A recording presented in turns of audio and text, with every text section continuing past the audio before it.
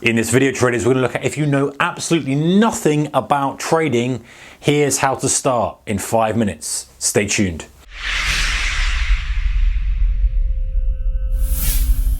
Hey guys, warm welcome to you. So 5-minute quick video on how to get started in trading if you know absolutely nothing about trading. Because I know there's lots of videos out there that say do this, do that. And like, well, I don't even know this yet, or I don't know this yet, I don't understand this, I don't understand this. Right, here's a sequence of what to do. It's not going to be everything now, but what it will do is it will give you ideas on what you should go and dig down into a little bit more so that you've got the sequence so you're ready to place your first trade. All right, let's go. So the first step is to look at the markets, just to understand what the market is. Are you going to trade forex? Are you going to trade indices? You don't know at the moment what you're going to trade, but just looking and understanding what does the market do? How does it move? The first question I remember I asked was, well, how do I make money in the markets? I don't get it.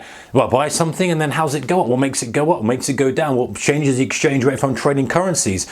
How should I make my decisions? That comes into strategy later, but just understanding really what the markets are all about, how they move, the dynamics, how you make money going long, going short. Maybe then you dig into specific markets like your foreign exchange markets, like your commodities, like your indices, like your stocks, whatever floats your boat. It doesn't matter right now. We're not looking at picking one specifically, but just getting a feel for the ups and downs and ebbs and flows of the market, what it all means. Okay, number 2, operational perspective. So operations to me is understanding things like the buy and the sell. So what happens when you place the trade? So in other words, the margin requirement. What does margin mean?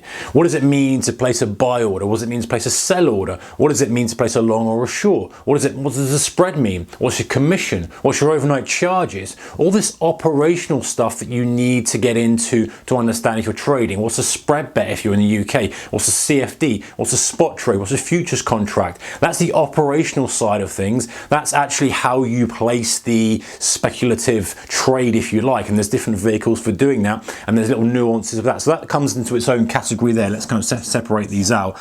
Now we're on to number 3, guys, which is charts. So charts is really how the majority of us traders, retail traders anyway, make decisions. And let's not complicate things by adding fundamentals in there. Many other traders do, and catalysts and news and stuff. Put those to one side for now. Focus exclusively on charts. Go to a charting platform like tradingview.com.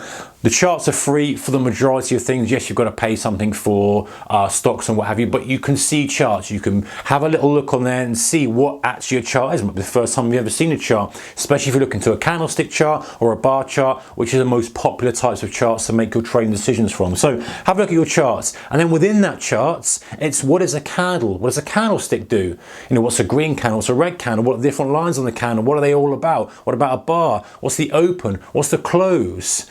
What's a gap? What's a high? What's a low? We're not going into stuff like indicators and support and resistance yet, any of that stuff. Don't go down that rabbit hole.